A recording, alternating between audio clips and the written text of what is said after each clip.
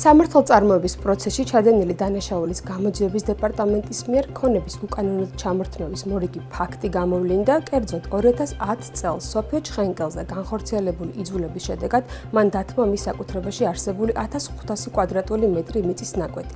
გამოძიებით გამოიკვეთა, რომ სოფიო ჩხენკელს აღნიშნულ მიწის ნაკვეთზე საკუთრების უფლება კანონის მოთხოვნათა სრული დაცვით ჰქონდა რეგისტრირებული, შესაბამისად იგი ნამდვილად არის დაზარალებული და არ არსებობდა აღნიშნული მიწის ნაკვეთის ჩამორთმევის კანონის მიერი საფუძველი. შესაბამისად, უახლოეს მომავალში დეპარტამენტი მიმართავს შესაბამის უწყებას, რათა აღუდგეს დაზარალებულს უფლებები და აღნიშნული მიწის ნაკვეთი დაუბრუნდეს კანონიერ მესაკუთრეს.